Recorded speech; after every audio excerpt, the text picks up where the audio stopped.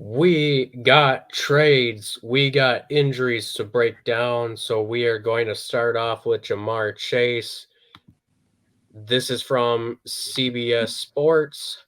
The Bengals offense had been weirdly disjointed for the first month of the season, but they'd started to figure things out over the past few weeks. Unfortunately, they'll have to figure out how to thrive without superstar wide receiver Jamar Chase, at least for a little while, as he has a hip injury that could land him on the IR.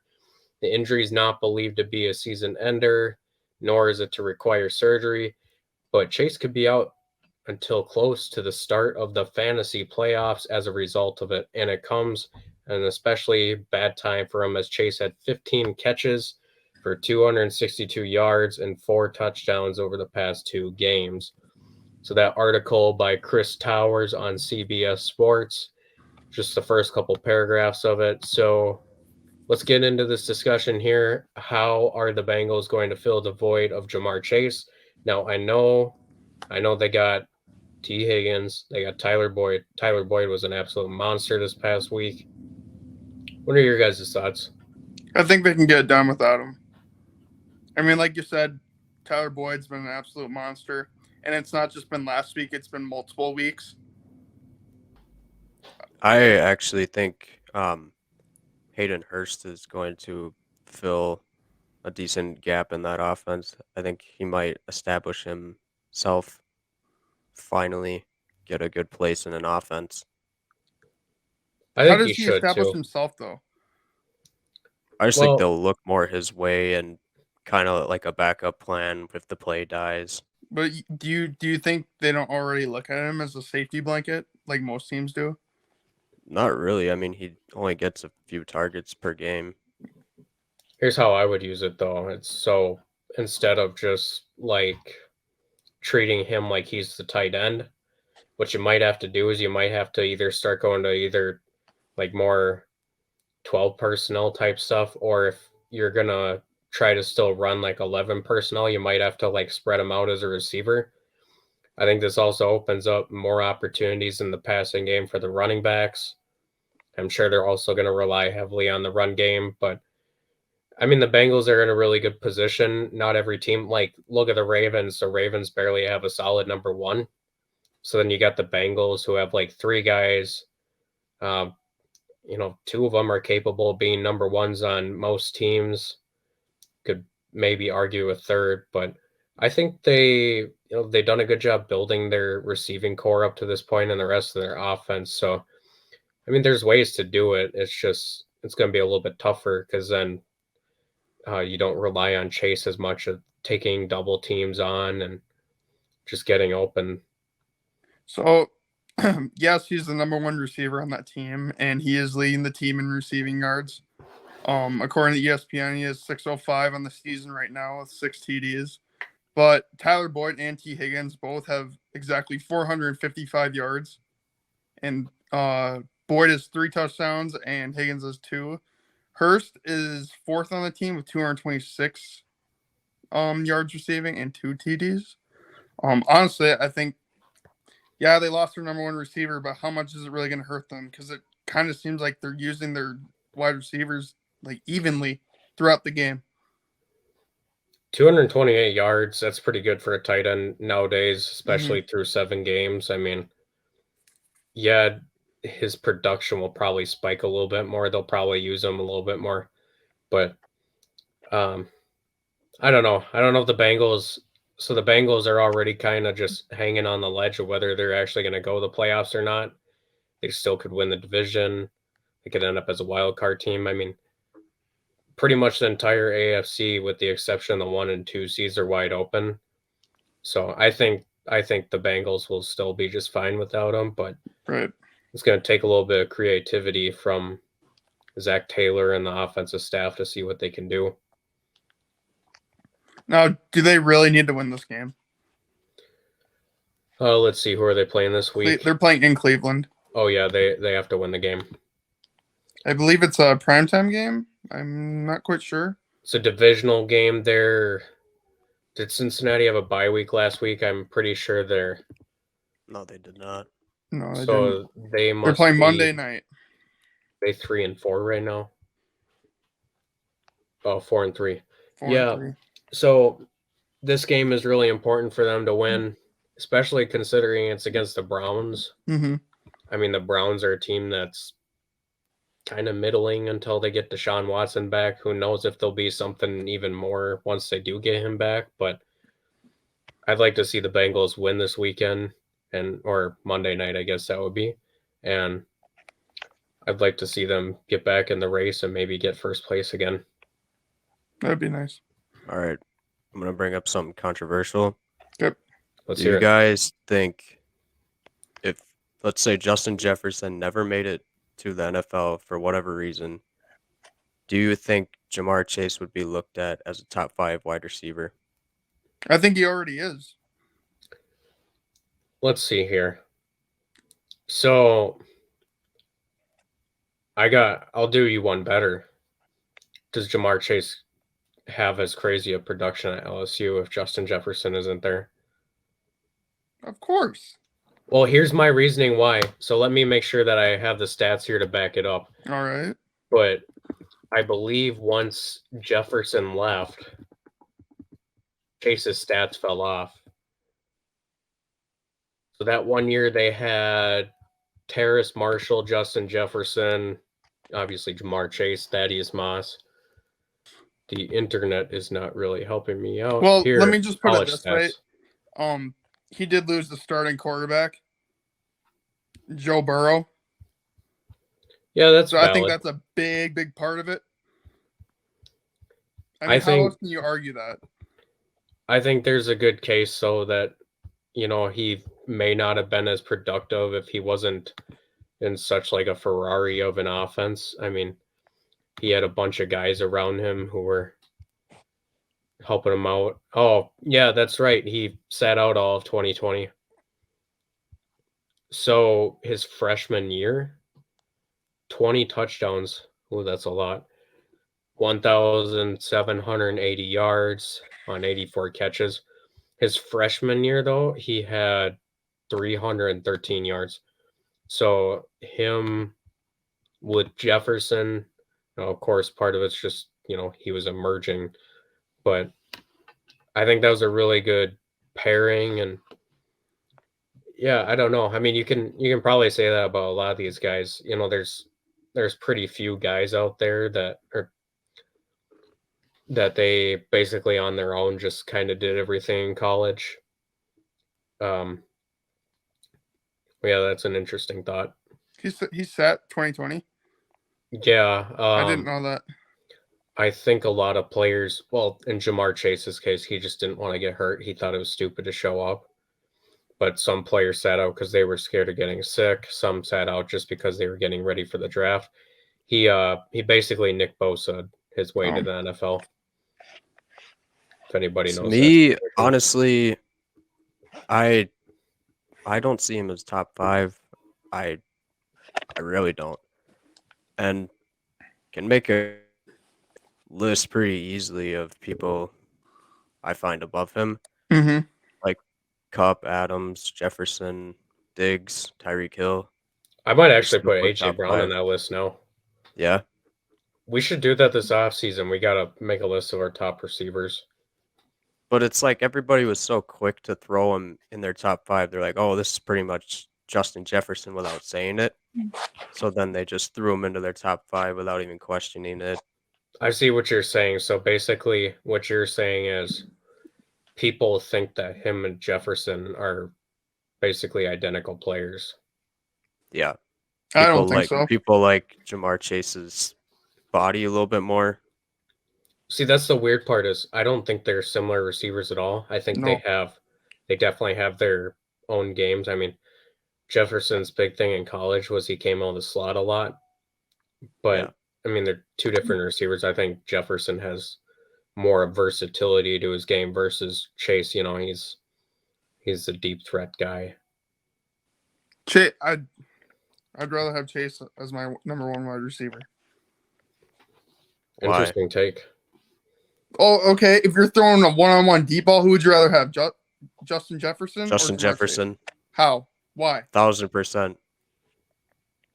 I would Because not take him. he beats like everybody. I mean, seriously. Well, Like Lattimore didn't stand a chance against him. Maybe off the line, but if you're playing cover 3, I'm taking Jamar Chase. I feel like Jefferson has better shots at one-on-one balls. I feel like Chase is more the burner. I don't even think that much. But you can see it. You literally look up Jamar Chase highlights and you see him burning receivers down the field. Yeah. Like Same with wasn't one Jefferson. like in his first game, his first NFL game? Isn't that exactly what he did? Patrick Peterson, toast man. Oh, that was don't remind me of that. That was a bad day. I mean, say what you want, but I'm taking Jamar Chase all day. All right. So let's go to we got a couple trades that have happened over the past couple days. Robert Quinn getting moved for a 4th-round pick to the Philadelphia Eagles. Now, say what you want about his production this year, but he's always been a really productive player, over 100 sacks in his career. He's been in the game for over 10 years. I think the Bears bringing in a new regime and everything, switching to a different scheme, correct me if I'm wrong, but I think the Bears ran a 3-4 last year and they switched more to a 4-3 for this season. So, he was less comfortable in this game. And, I mean, he had 19 plus sacks last year, so that's hard to duplicate. But Yeah, I like this. I like this move by Philadelphia. I feel like it's a Von Miller move, similar to last year what the Rams did. This is going to help out their pass rush, especially after losing one of their pass rushers. And my gosh, that Eagles defensive line, their pass rushers are just insane. And I don't know how anybody can stop them. Yeah, I like that take. In the comparison, it's more like a Von Miller type move. Probably not like the same tier as Von Miller, but he's still dangerous. He's still dangerous in the trenches. Right. And especially right now with Philadelphia and a possible Super Bowl run in the NFC. I mean, right now they're pretty much the most dangerous team besides the Vikings, and they've already beaten the Vikings. Granted, they were at home, and it was a primetime game, and it's kind of, if you're an away team, in the Vikings case, it's probably not the best position to play in, but whatever. I feel like this is a runaway opportunity for the Eagles in the NFC. I don't think hardly anybody's going to really put up a fight against them. You could maybe argue the Giants. A lot of people are arguing the Cowboys, but I don't think the Cowboys have that good of a chance because now we've seen that the Cooper Rush magic carpet ride's over. Dak Prescott's back to being Dak Prescott, and, well, that's just not nearly as impressive as, like a Jalen Hurts. I don't think Dak Prescott's going to get the Dallas Cowboys to win a playoff game, certainly not win the division, but I think the only team that, at least in their division, that poses a threat to them is the Giants. I love Dable. I love Saquon. I love the entire Giants team in their production in comparison from last season. I have a feeling that, I don't know why, I just have a feeling at some point they're not going to be able to keep going. I know that, where are they, 6-1 right now? Mm-hmm. I feel like the Cowboys are going to catch up to them at some point and just take them out of the playoffs. I saw a take earlier this morning, and it said the Vikings are basically just the 2021 Cowboys. What do you Yeah, I guys could think see about that. Yeah. I could see that other than, like, the production, because, like, the Cowboys had the best offense in the NFL. I mean, the Vikings aren't really anywhere close to that at this point, but the style of defense that they're playing this year is similar in a way to what Dallas was doing last year. I mean, Dallas was playing a lot more I guess they were playing more aggressive, and the Vikings are taking more of a conservative approach with it. But now Dallas has figured out, okay, Micah Parsons is a dude. We know how to scheme with him as, like, the main point of our defense. So, I mean, if the Vikings, if you want to make that comparison, I think the defensive comparison is good in itself, just considering how their defensive backfields look. I mean, that's a pretty good comparison. I could see the season ending the same way for them too, just how that playoff game went. Yeah, I mean, with the way the season is going, with all these teams that are kind of just kind of in the middle. I mean, you might have 2, 3, 4 more wins than another team, but it might have just came down to like maybe some sort of fluke or something that basically they had to kind of luck into a few wins. But yeah, I could see where that would maybe like we're gonna see a team pull major upset even though they had like 3, 4 wins fewer than another team that they end up beating. I mean, I could see them lose to the 49ers in the playoffs if that matchup would happen. They would probably, as it stands out right now, I believe they would play against LA Rams. They'd probably beat them. And then if they had to play the 49ers, I think they'd lose. Yeah, I mean out of all the division winners or division leaders, the Bucks don't scare me. 49ers kinda. Rams don't really scare me at all. I'm kind of more concerned about the Seahawks. I just think they're such a sneaky team that it's like nobody really takes them seriously. Like, oh, okay, well, Geno Smith is your quarterback. Your luck is bound to run out. But I don't know. Geno's pushing the ball down the field. I think the Seahawks are a really good team. They're well coached, at least. I think that, if you reverse the roles and maybe put Pete Carroll in Arizona, they'd be a much better team. They'd probably be the favorite to win the West right now. I like that take.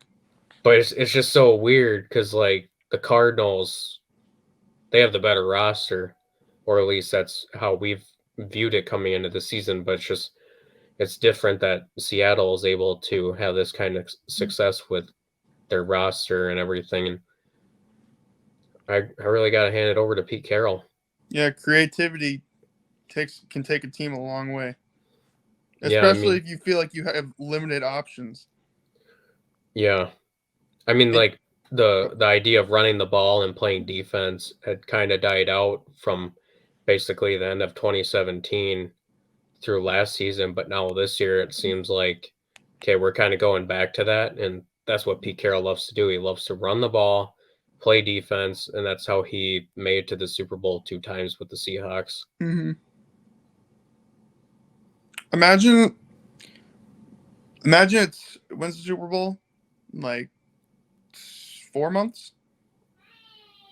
Yeah. And we're 4 months from now, we see the Seahawks versus the Bills. That sounds like a cursed game. And somehow, who would you find winning that game? I think the Bills will still win. Okay. I think if you put the Bills up against anybody, the Bills would win. I don't know. I think the Bills I think the Bills can fold very easily. I agree. I think if you put the Bills, or not the Bills, I think if you put the Chiefs up against the Eagles, it'd probably be a coin flip. I think Really? if you put the Chiefs up against the Bills again in the playoffs, I think the Chiefs win that. See, I disagree because Buffalo went into Kansas City and won. Yeah. And I mean, for Kansas City to really be in that game, some things had to go their way, like that Josh Allen miscommunication where he tossed it to Isaiah McKenzie, and for whatever reason he wasn't ready for the ball, and Kansas City got the turnover. I mean, Buffalo has been on fire, especially to start off the games. I mean, that's the way you do it, right? You start off the game hot and then, kind of put the team away later at the end of the game after you've come out to a really commanding lead. Well, Kansas City just had a new wide receiver today, which could help them go deeper into the playoffs. Mm-hmm. Out of Florida, from the Gators, Kadarius Toney traded from New York Football Giants. What was it? 2 picks? It was a 3rd and a 6th. Are they what are they called, contemporary or Conditional. conditional picks? I don't know if there were I'm any not sure. conditions on it. If there were conditions on it, I bet it'd be on the 6th. I thought I heard they were.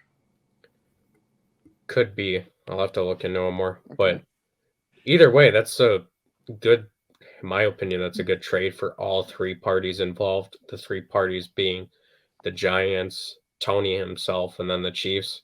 I mean, the Chiefs getting a little bit extra help to bolster their offense. The Giants moving somebody out that didn't really contribute. He was drafted by the last regime. Honestly, I think that's what it came down to. I mean, Kadarius Toney's only in his second season right now. And so the Chiefs will get 2 more opportunities with him after this year, maybe a third if they want to pick up his 5th year option. But that's a ways down the road. So I'm glad that he got to go somewhere where they're actually planning on using him and making a point in their offense. But I think it really came down to, okay, this is the old regime that made this pick, so we're going to just ship him out. Yeah. It was a 3rd and a 6th. Do you think that was a steal, or what do you feel about that? I think it's fair for both sides. Okay. Yeah. I mean, I guess it kind of depends on how you look at it. So Kansas City, I don't remember what they did in the 3rd round this year, but I mean, a lot of their 2nd round players are playing on special teams right now. The thing is it's pretty rare that you draft a guy in the 3rd, especially the 6th round, and they're contributing right away. So for Kansas City, this is a good move because they're still trying to win this year, and frankly, Toney gives them options to win the future. Mm. But I was going to spin this a little bit onto the Giants, not trying to really change the topic or anything, but I kind of like what the Giants did. They're kind of sticking to their plan. They're not really like changing. They're not really deviating from what they started with. Like, oh well, we're 5-1 now, or 6-1, I guess. So now that we're 6-1 and actually winning games, we're going to try to go all in. They're just sticking to the plan, maybe realizing a little bit that they've overachieved, but they're probably not going to compete with Philadelphia for the division title. So, I mean, this gives them another shot to run it again next year, maybe with a little bit more help. Do you think they'll flip these picks kinda and try to get somebody else? You mean before the deadline, or? Yeah. I don't know about before the deadline necessarily. I think maybe. After Maybe. the Super Bowl. Yeah, maybe what they'll do is they could use this as like trade up material to trade up in the draft to get their next QB if they want. As much as people love Daniel Jones and think he's playing better, here's the thing. If you have an opportunity to draft a quarterback that you think has the potential to be better than Daniel Jones is not going to stop you from drafting that generational talent, or what you think could be a generational talent. Am I right? Plus, you gotta think Dable wants his own guy. Well, exactly. I mean, yeah, he's getting I feel like basically it's leftovers. I feel like it's kind of the same the Vikings could end up being in this boat, potentially. Depends on how their season finishes, but Yeah. I mean, you got new coaches coming in, to your point, so they're going to want their own guy. But also, the thing is they don't have like a top 10 guy that's in place that's basically preventing them from drafting the successor, which that's really where it comes down for me. I mean, I'm not letting any quarterback, unless it's like a Joe Burrow, Aaron Rodgers, Tom Brady, that type. I'm not letting anybody prevent me from drafting the future. I mean Yeah. they could like let the I mean if you get like a guy like Will Levis, you wouldn't want to probably, but you could sit him for a few games and just see Yeah, how Jones does next season. No harm in that. right. I just don't think he's going to be like the franchise guy like people think he's going to be. I mean, okay, so I think this is a really good blueprint to follow here for the Vikings and the Giants. So look at the Rams, right? Sean McVay didn't draft Jared Goff. It was the Jeff Fisher. I don't remember who their GM was, forgive me, when that pick was made. But the thing is that wasn't like Jeff Fisher's, that was Jeff Fisher's guy. That wasn't Sean McVay's guy. So then he goes out, he gets Matthew Stafford, they win the Super Bowl, and the rest is history. So, like, I think that's the kind of blueprint that both these teams should look to follow, not necessarily trading their entire future away to get like a Matthew Stafford type, but they can take a similar approach maybe in the draft to try to get somebody that they want in there instead of just taking what was handed to them when they took over. Like I what mean, the 49ers did to get Trey Lance. Yeah, that's another good example too. he wasn't his guy. I feel like McVay doesn't really need his guy. He's just kind of a quarterback wizard. And Sure. Mm-hmm. they got Stafford. I feel like that was a good move on them. Obviously, they won the Super Bowl, so who cares what you needed to do to win the Super Bowl? They are looking pretty bad this year, but they still have a seat right now as we speak. So I mean, Mhm. hey, can't blame them. Right. I wonder. I wonder what's going on this season. Like, what's with all the turnarounds and the teams are just like all the good teams are just not showing up. This season feels really weird. It's so off. It's unbalanced, Yeah, and it's almost there's like a disturbance. There's this disturbing feeling when I'm watching football, and I feel like the only ones who have kept their pace since last season are the Ravens and the Bengals. And yeah, you could argue the Ravens are kind of down the dumps last season, but I mean, they're doing a lot better this year. And they were very injured as well. yeah, That's true. They still are. I think they're bottom 5 on most injured teams.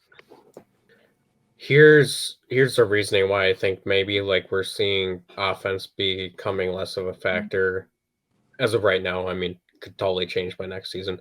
But here's my thought. So you look at like 5 years ago, the big name quarterbacks, Matt Ryan, Phillip Rivers, Tom Brady, Aaron Rodgers. Now if you want to go back even further, Peyton Manning, and then you got like Ben Roethlisberger, Eli Manning. All those guys, they were the franchise guys that ran this league for a good 10, 15, 20 years. So now that all of those guys have departed from the league, you now have the next generation coming up. So the next generation is Herbert, Allen, Mahomes, Burrow, those kinds of guys, right? If you look at the past drafts, like since all those guys kind of left, you can't really look at all these drafts. I mean, sure, in the pre-draft process, you look at it and you're like, oh, well, there's a lot of quarterback prospects. So how many of those guys are actually working out? I mean, Trevor Lawrence was supposed to be as good as Andrew Luck. He hasn't looked anything like Andrew Luck up to this point. he's not surrounded by the best, help. Well, that's another thing. I mean, Peyton Manning looked awful when he was starting neither out. is Andrew Luck, and he still took him to the playoffs, if I'm not wrong, in this rookie year, right? But you could argue maybe the Colts had better coaching. I don't know. Point being, basically a long way of me saying you don't have the guys filling the shoes of the guys who have left the league, who have just been legends, Hall of Famers. I mean, sure, Brady and Rodgers are still kicking around in the league, but probably won't be for too much longer. I mean, they're not replacing those players with good talent. So Eli Manning leaves, he gets replaced with Daniel Jones. Stuff like that. I know. Okay, so I know Rodgers signed a new deal and everything, but do you really think after how bad this year was, regarding how much weapons they had, or how little weapons they had in the Packers case, do you think the organizations would just want to move on with all the quarterbacks and all the offensive weapons that are coming into this next draft? I don't know if the Packers necessarily do. I think Rodgers really, really wants to, though. I don't think he wants to stay. Now, it could be wrong. I mean, we thought 2 years ago he was going to be playing for the Broncos, but, you just kind of look at, okay, what are you doing here, guy? I mean, he's what, 37, 38? Mm-hmm. He just became such a weird character over the past 3 or so seasons. I mean, it's just like It's very true. That's a very true statement. he doesn't like Tom Brady. He's just been like a cyborg his entire career, just focusing all in on football until this Mm-hmm. year.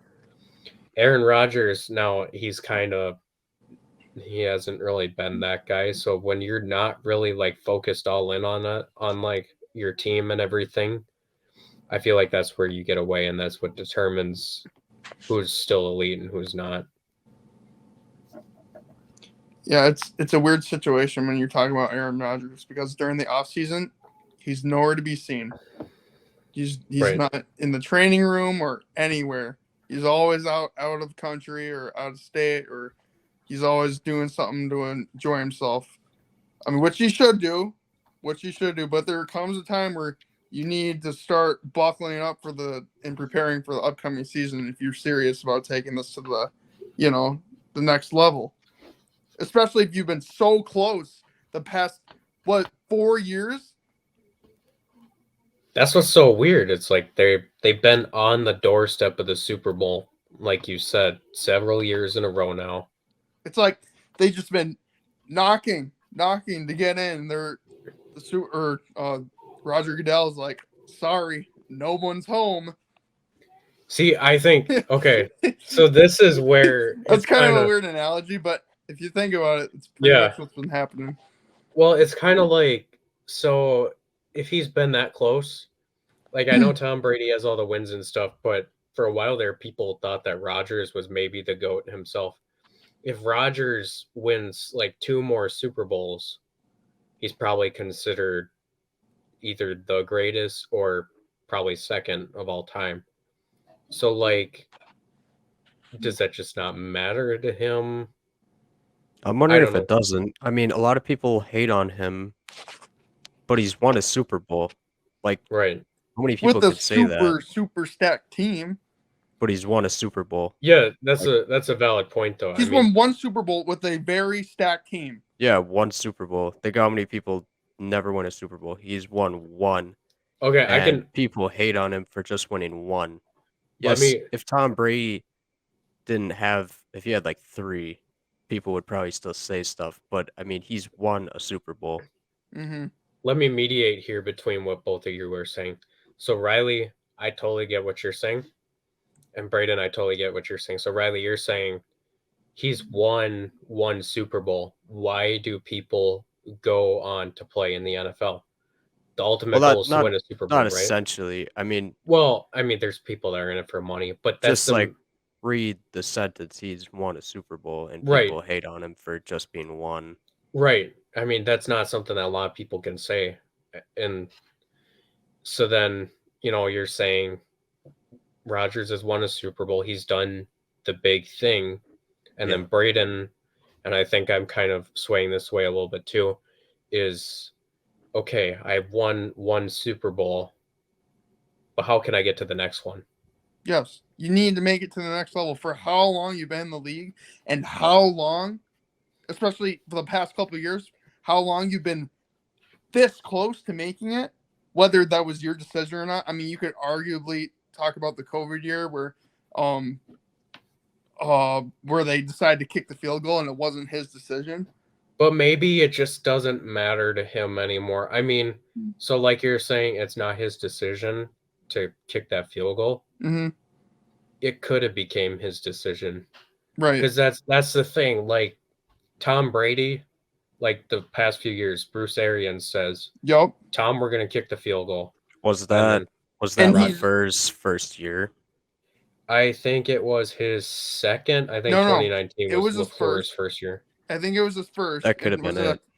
He was like, "We're gonna kick the field goal." He's like, "No," and then you could see like the F bomb in his mouth. And he was like, "Get the Yeah, fuck out!" because he doesn't trust coaches that much. I mean, Right. It's saw it not with just McCarthy. that. I think it's just he's so dialed in the game. He's like, "I know we can get this. Okay, I'll do everything in Well, my power, and I know it's right there." Towards the end of McCarthy's tenure there, he like almost, I mean, this is exaggerating a little bit, but almost every play he was calling an audible. How much he didn't like the play calling. I feel like he could have still had that taste in his mouth of like, no, this is terrible. Yeah, I Not what I want to wonder. do. I wonder what changed because, like you were just saying, he drew up a lot of plays in the dirt under McCarthy, and then LaFleur comes in, and he kind of just was like, "I'll let you take it from here." Because, like to Braden's point, Rodgers should want to take the show. He should want to be the front star, and he should want to be the Tom Brady type guy. I just don't think it's his personality. I think, Yeah. like Braden's point, he won the Super Bowl with a stacked team. So maybe you don't put a stacked team around him. Maybe he never wins one. And maybe he's just okay with being a really great quarterback that never wins a Super Bowl. I mean, there's regular It's season Aaron Rodgers is something else. But it's especially shown this year. yeah, I don't think his play style's changed at all. I think he's the same thing from last year. it's so weird. Arguably, you could say last year that he was the MVP or not. Whatever. It's just a stupid award. But I mean, he looks the same to me this year. Statistically, not because, I mean, things just aren't working out. But that happens in football. Isn't it weird though how 2 years in a row he goes from winning back-to-back MVPs over 16, 17 game span? And then you enter the playoffs and it's like it's a completely different quarterback. It's like, yeah, you're playing better teams, but a lot of those teams they beat during the regular season. Right. Like the Bucks and the Rams, they were competing with those teams during the regular season, so it's like why is it different when it's in the playoffs? Well, we all kind of know this.